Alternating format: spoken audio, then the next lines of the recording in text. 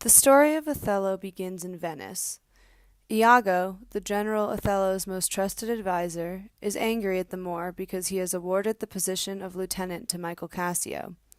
Iago is very angered by this because he wanted to be lieutenant, and he thinks that Cassio is an intellectual but not someone who is strong and manly enough to be a military leader. He calls Cassio a spinster, and says that, as masterly as he, mere prattle, without practice, is all his soldiership, meaning that he is no better in arms than a woman, which was a big jab back in the day. In order to try to get back at Othello, Iago and his friend Roderigo sneak off to Brabanccio's house in the middle of the night. Brabancio is the father of a girl who Othello just married, the lovely Desdemona. Iago tells on Othello for eloping with Desdemona, and her father becomes very mad and starts spewing off some racist comments about how his daughter has been enchanted and stolen. Iago eggs on Brabanccio's anger with some alarmingly descriptive language, saying, "Even now, very now, an old black ram is tupping your white ewe." The scene then cuts to Othello talking about Desdemona. The conversation is interrupted by Cassio, who informs Othello that the Duke of Venice needs to see him because of an urgent military matter. Brabantio then also shows up, in a rage, ready to maim Othello for marrying Desdemona.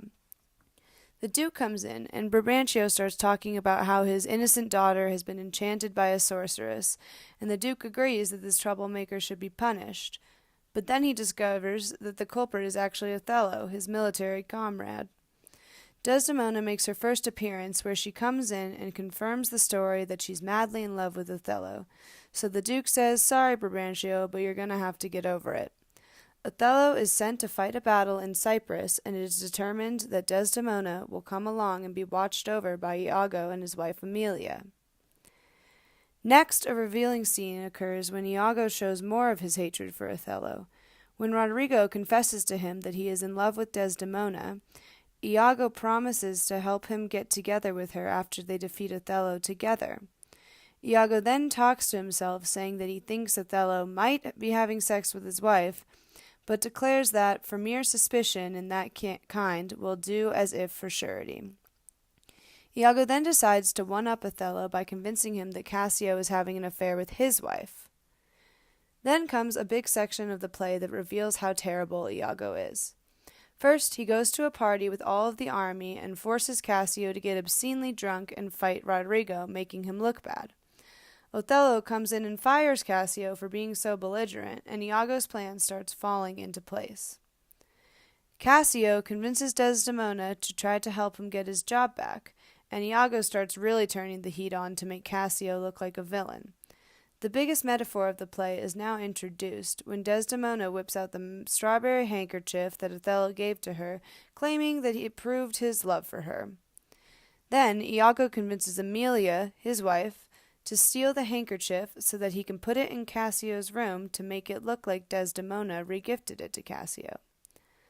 Othello and Desdemona start fighting over the handkerchief while Amelia watches them. He really wants to know about the whereabouts of the thing, and she's just not getting it, so she continues to talk about Cassio, which of course makes Othello even more angry. A new character is now introduced, Bianca, a prostitute who's in love with Cassio. Cassio gives her the handkerchief from Iago.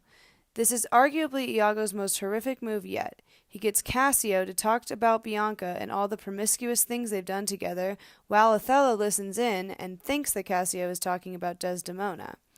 While all that's happening, Bianca storms in and gives the handkerchief back to Cassio right in front of Othello. Othello then has a major freakout, and Iago just wraps up the whole plan by casually suggesting that Othello just strangle his wife.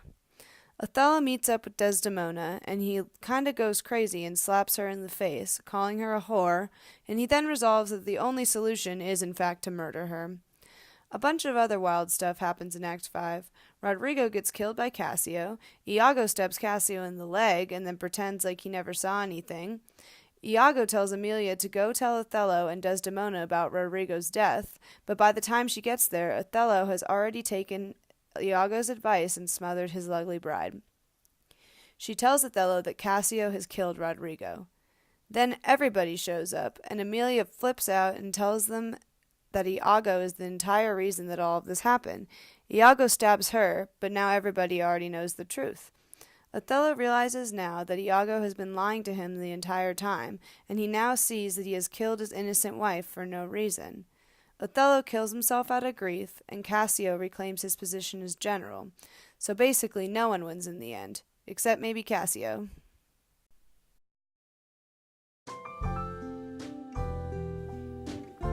So, why should you care?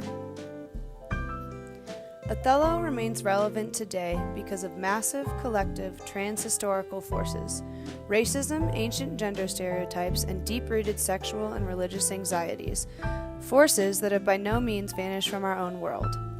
Jealousy is a blinding emotion, whether it be in the Venetian Republic or in 2018.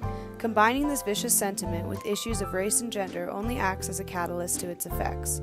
William Penn said, "The jealous are troublesome to others, but a torment to themselves." Both Iago and Othello allow themselves to plummet to their downfalls based on the accusation of their wives' alleged affairs. The story of Othello is a lesson to readers spanning centuries past the date it was penned. It demonstrates the dangers of allowing our emotions to dictate our actions. Drama does this for society. It paints our deepest fears and most relevant emotions into live action, and allows us to see what life would be like if we allowed our darkest emotions to overrun. Othello lets us know that the result would be tragic.